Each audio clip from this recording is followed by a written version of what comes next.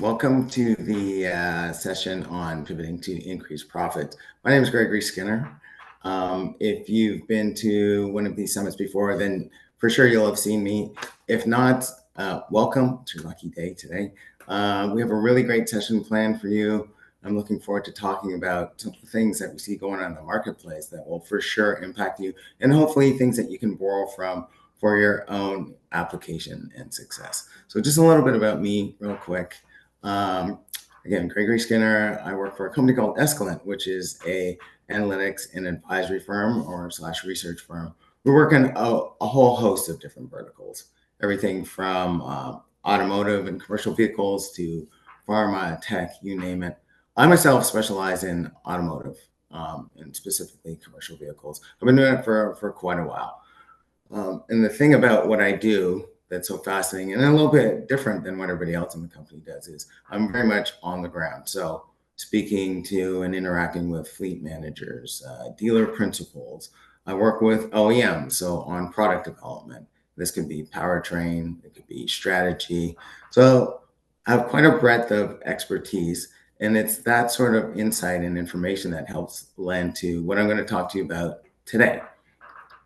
So the name of this session is pivoting to increase profits.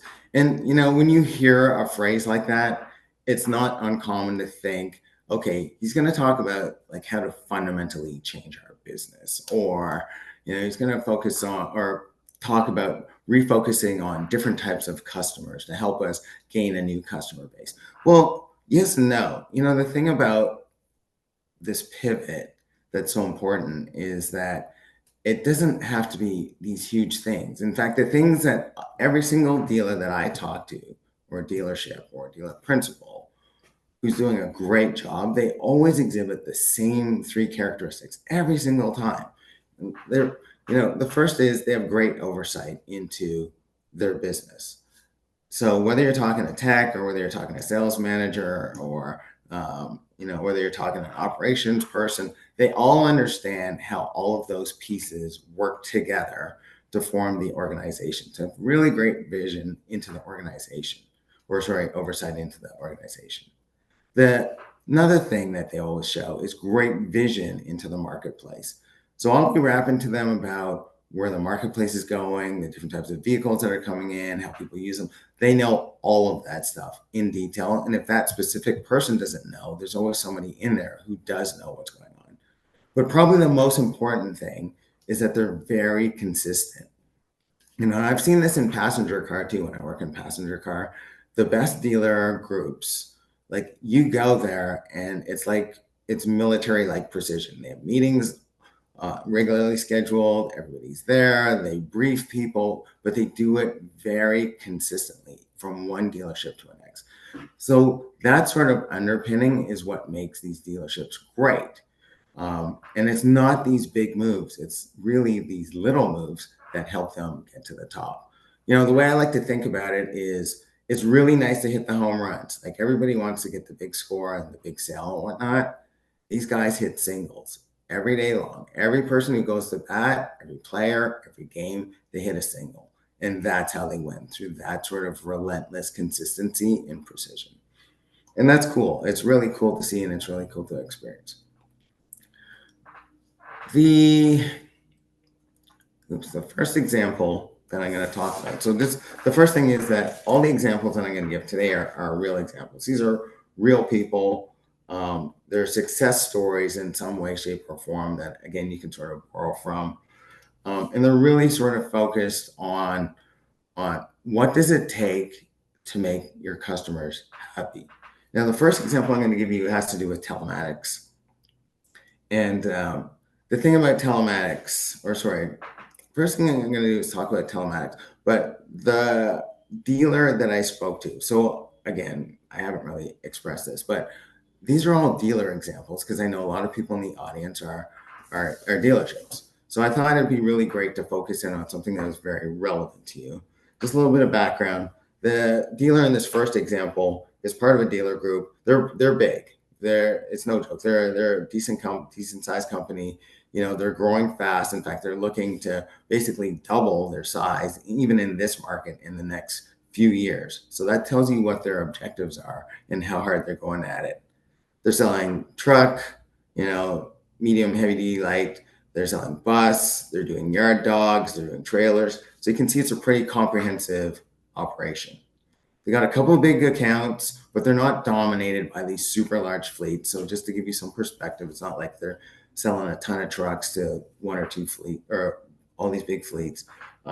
They do upfits, and probably medium heavy duty. They'll probably move about 500 units a year. So definitely not small. When we look at what they've done with telematics, the thing about telematics, and we all sort of know this, is that telematics increasingly are becoming an important tool for fleet managers.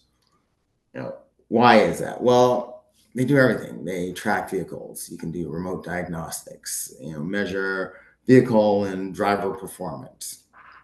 For large fleets, these make perfect sense. You see varying adoption by different types of fleets. For large fleets, these make perfect sense. And just a little side note, the company that I work for, Escalent, we have a lot of different products. We've got a ton of information in a ton of areas for commercial vehicles. And one of them is Fleet Advisory Hub. This is where we reach out to, I can't even remember the number now, but it's 6, 7, 8,000 different fleets across the country. And we interact with them with some regularity to understand what's going on in the marketplace. Well, one thing that we see in the telematics space is that adoption has been growing very consistently over time across all different fleets and different fleet sizes. So that's important because, as big fleets were the first to really sort of adopt it in a big way. But now when we see small and medium-sized fleets adopting it, it's saying that this is becoming more commonplace in the marketplace and becoming more of the norm. So you can see that everybody's sort of on board because everybody recognizes the value of that, and that's really important. Now, we know that big fleets are going to use it. Why? Because it's a cost-saving tool. It's kind of a no-brainer for them, right? It reduces costs. You can lower insurance. You can schedule with it. It reduces idle time, increases your fuel economy, which is the big one, right? We're going to use telematics so that we can get fuel savings from this thing. We can manage vehicle maintenance. It doesn't make sense for a large fleet to not implement telematics in this space. For small fleets, it's different. So let's say we're talking a fleet of 50 vehicles or more, or 50 vehicles or less, sorry. You see adoption really in usage start to sort of fray a little bit, sort of comes apart. And it's sort of for two key reasons. The first is that they oftentimes have a hard time integrating the hardware into the vehicles, making it work. Maybe they've got a bunch of different trucks, makes and models, years, and they want to standardize it. It's not the easiest thing to do. Certainly there are ways to do it, but it's not the easiest. But more importantly, when it comes to the information that the systems are spitting out, they find it hard to use. All of a sudden they get all this data, they're not sure what to do with it, they're not sure how to access it, and so they sort of abandon it. They're intimidated by it. So that's important because you want your customers to really take advantage of this and optimize it as much as possible. So what did our dealer do? Well, he was working with a large fleet in this case. So we're talking about over 1,000 vehicles. And the very first thing he does is make sure that the customer is on board with all of the different options and programs that telematics system offers. Why do that? You do that, you get great insight and oversight into what's going on with the vehicles in that fleet. In fact, you need that to effectively manage what's going on. He gets every shop manager and every lead in that system access to the data. So if the customer calls, whether it be the tech, whether it be the shop lead, the sales guy, they can all access the information. So he extends that usage to everybody. Make sure that they can use it for diagnostics and for service planning. The second thing that he does is for non-local locations in that network. So this customer is, in a bunch of different regions. For non-local locations, he makes sure that the dealer has a contact person, or sorry, not the dealer, sorry, the customer has a contact person at that dealership. So he knows if he has to call if he has to get service, he's got a contact there. If it's sales there, he sets up everybody throughout the network where this customer has a presence on this system and lets them know, hey, this guy might be coming to see you. Make sure that he has a point of contact, he or she has a point of contact in case they have a problem. The third thing that he does is he puts together a PM program specific to the vehicles in that area. Now that's important because knowing that depending on where he is or depending on where that company is, they're going to need different types of service and maintenance. So he sets up the program. So depending on if it's a small shop or a big shop for that customer, they can get their vehicle serviced locally at more remote locations. So you can see that really what he's doing is making sure that that customer has great coverage no matter where they are, and that the people working on those vehicles know exactly what's going on. And all this, of course, is leveraged through the telematics. So what's the first thing that happens? Well, as soon as he gets them set up, they spot some slow leaks on several of the trucks that hadn't been caught before. They get the trucks in, they get them fixed. Well, it's a big deal for the customer because now all of a sudden you're avoiding thousands of dollars in towing charges. Your guys aren't idle, the trucks aren't down. Something as simple as a slow leak could have taken those trucks off the road, but because they leveraged the telematics, they were able to prevent that. Another thing that happened is one of the trucks is hundreds of miles from home and it has a breakdown. So using the telematics system, he's able to go in, schedule a priority repair at a dealership in the network that's close to where that truck is.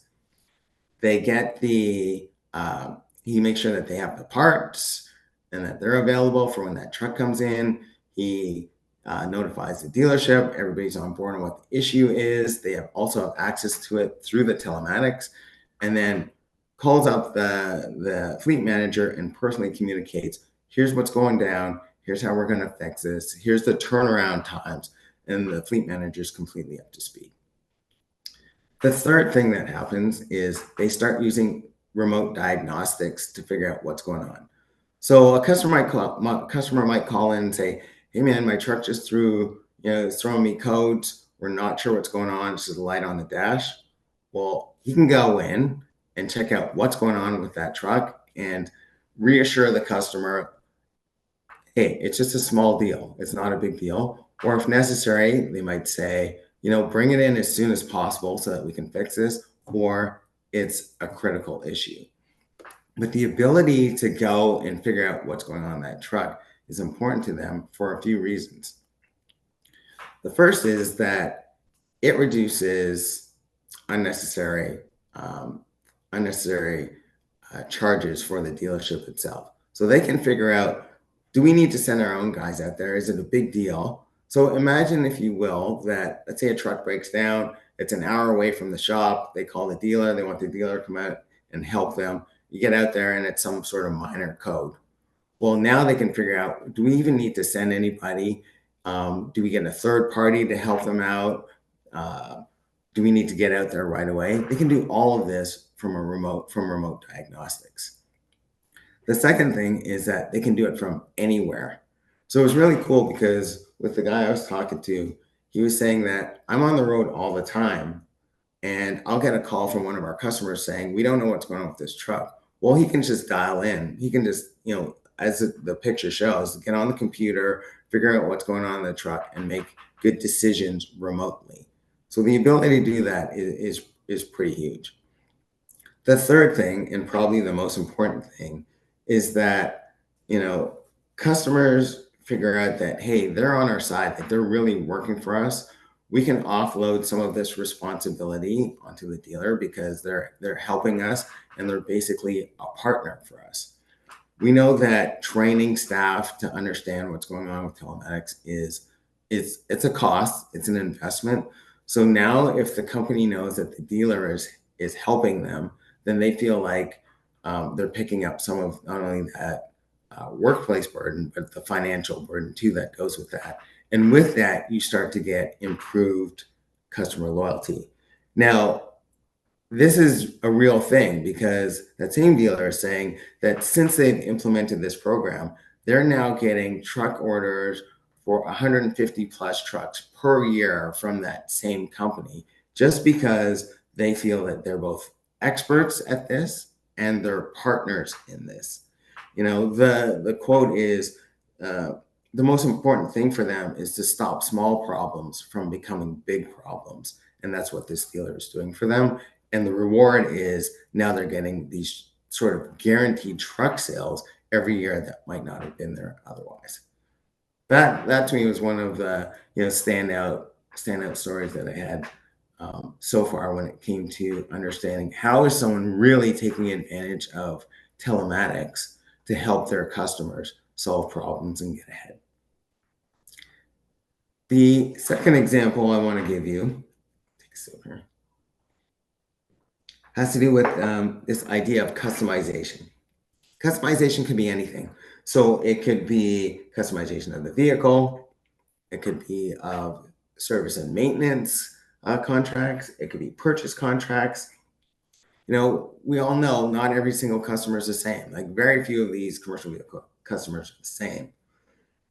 But they want someone who's listening to what it is that their challenges are and adapting to that. Hence this notion of customization. So our use case in this scenario is sort of a five dealership group. They're doing medium duty, they're doing heavy duty, they're doing bus. Their customer base, they don't have really big customers, like huge fleets. They got a lot of fleets that are, let's say, 20 units, 30 units. So not huge, but if you get enough of them, they're big enough. This person, so he's a sales manager, what he did is starts conducting what he calls discovery sessions. So he's just basically going in, meeting with all his clients, the fleet managers, and just listening. He's just saying, okay, let's talk through, what are your challenges? What are your issues? But he expands it out. So it's not just what are you doing with my dealership? It's like, what are you doing throughout your operation?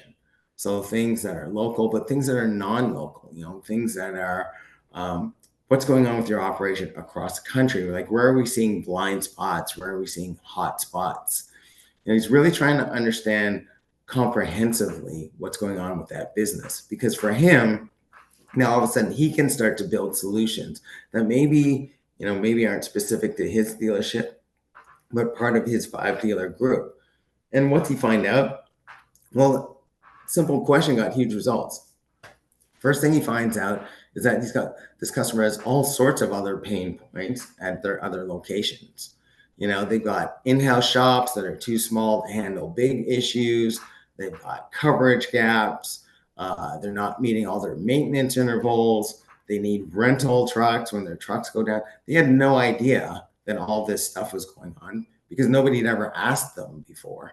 And he finds out all of this stuff. So he turns around and he goes, okay, we're going to start to customize the offering depending on the shop's capacity. So your local shop in each area, we're going to customize the offering depending on what that shop can handle and what it needs. Now, just backing up a second, I know when it comes to these contracts, whether it be maintenance or anything else, a lot of times they're sort of written in stone, and they're sort of baked, and it's hard to adjust them. But he worked with the rep to figure out, okay, what is it that we can do? And I mean the rep from the manufacturer. What is it that we can do to start to tweak this a little bit so that we can start to manage each of these fleets as individuals, like meet their individual needs. So they start working with them. They start to add DOTs onto the contracts. They start to add customizable intervals for maintenance, flexible payment options. For one of their customers, they had a lot of older vehicles in there. Well, they find a way to get the old and the new vehicles all onto that plan. They start to implement extended warranties. Instead of it just being one type of offering, so Now they're going bumper to bumper in some situations. In some situations, they're just doing oil changes, but just making sure that every single one of those customers is dealt with specifically. The benefits to the dealer are, now all of a sudden you get the customer in the door for something as simple as a PM. But we all know this. As soon as you start to get that customer in front of you, now all of a sudden you can start to talk about other things that that truck needs. They start to have more confidence in you, and you can start to suggest things to them. But it's hard to do when it's remote. It's hard to do when they're not there. So because the customer is coming in for all sorts of different things that they didn't, now this dealership can start to sell them more things in the long run. So they're really playing the long game on this one. They're not going for, they got a problem, we solve it. It's more like, let's think about your business in totality. The second thing that happens is that these customers start to show increased reliance on them because now they're more of an integral part of the operation. Again, it's not just the truck shows up, we maintain it, and we send it back out. It's like, no, we're really thinking about, given your whole operation and where you are, how is it that we can help you every place that you are?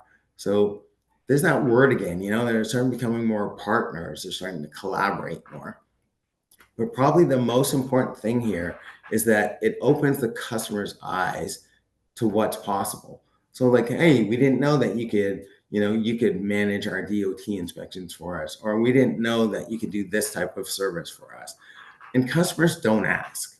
They have a problem and they want that problem solved. It's very much a guy thing. It's like, when we go shopping, it's like, hey man, I just want the underwear. I'm just going to go into the store and get it and leave. It's the same thing with these customers. I just want this thing fixed, just fix it and send it back. And nobody's asking any other questions. Well, with these listening sessions, now all of a sudden they can figure out what are these other things that we can do for you. Really, it's about sort of having the ability to be flexible. And again, I know it's not the easiest thing because if you've got a rep who's very rigid, then they don't want to mess with the contracts. But if you get good reps who want to work with the dealerships to really help them be flexible and be flexible with their customers, then it works.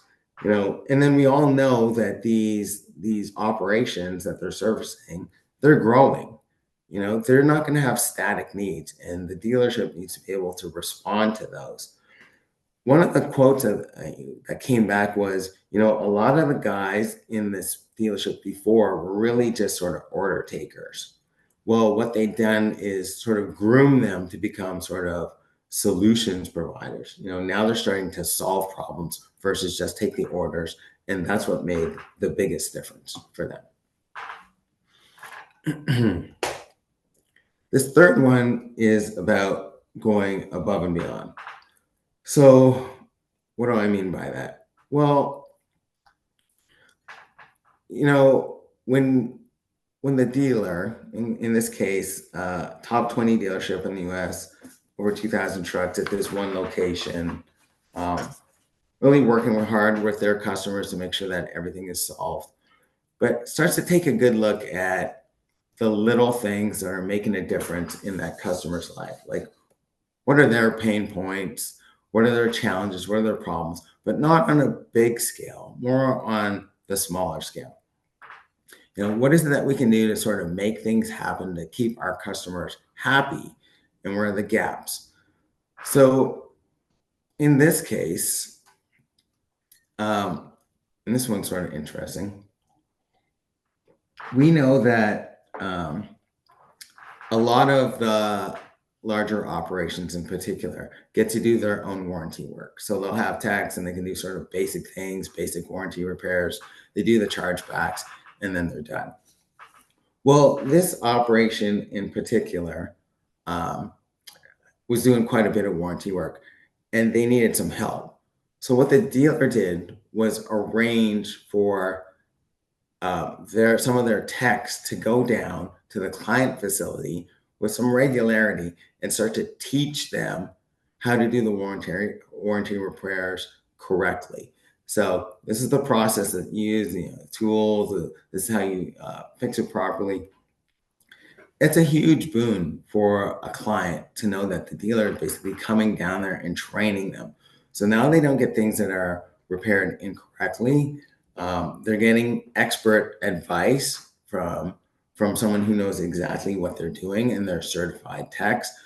And probably the most important thing is the amount of cost that it saves.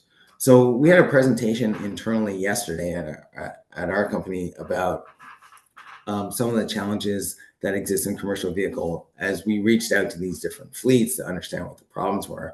And one of the biggest things that came up was this idea of cost.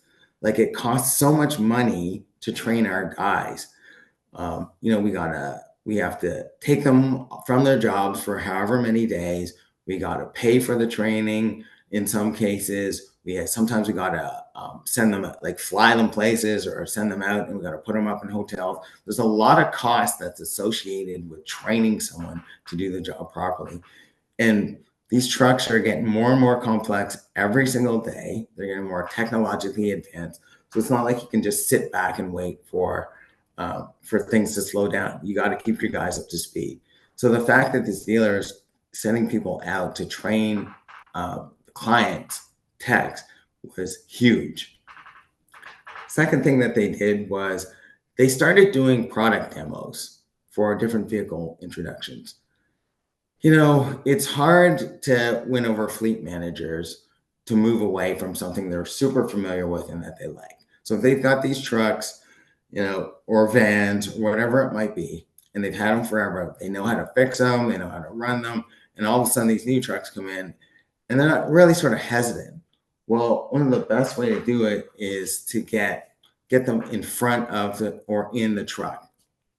So they started hosting these product demos or orientation sessions where they could become familiar with them, ask questions, figure out TCL, all sorts of different things. And we've seen this before with fleet managers who go to factories and do the factory tours. They walk away and they go, we had no idea that this is what was going on. It was really confidence inspiring to see what goes on behind the scenes. Well, these demos are very similar to that. The third thing that they did was they started doing pickup and delivery. So they noticed customers were struggling with logistics after a truck purchase when they wanted maintenance done. You send two guys out to bring a truck back to the dealership, one to take the truck back and another guy to drive them back. Well, they sort of circumvented that by setting up their own pickup and delivery program for their customers. Huge convenience for them. At the end of the day, the payback to them is you cement yourself as a partner, you cement yourself as a trusted advisor. You're saving time and money for these guys, and that's really what they're focused on. They're focused on every single penny. But the biggest thing here, and for all these cases, we're kind of talking about goodwill. These are things that can't be measured, these sort of soft touch things. Customers don't forget that. They want anything that's going to make their day easier. And in this case, that's exactly what the dealership was doing. So when we look at the three examples and we sort of wrap them all up, there's sort of three things that are happening. The first thing is it's really essential for, at least from a dealer perspective, to be flexible. I know the systems are very constraining. They're sometimes hard to work within, but in all of these cases, you saw that dealership was very flexible in understanding what the customer's specific needs were, and then working around those to provide things that help them on a day-to-day basis. The second thing that they did was to make the lives of their customers easier and painless. There's so much going on at the customer level that anything that they can do to sort of offload that workload, cognitive or actual, is something that they're not just willing to pay for, but they see a lot of value in. And then the third thing that they probably, again, the most important thing is that all these dealers in these examples moved away from being sales oriented to being very solutions oriented. And really that's where the gravy is. Again, it's sort of a goodwill thing, but that goodwill is paying them back 10 times over because they're really focused on helping their customers with the challenges that they have. So if you have any questions about what I talked about today, then absolutely feel free to reach out. You can hit me up on LinkedIn too, or you can send me an email. More than happy to talk to you about not just the examples, but how we can help you. Because as I mentioned, we have a lot of things going on over at Escalent in the commercial vehicle space, and maybe we can help you work through or understand the market a little bit more to your advantage. Thanks very much.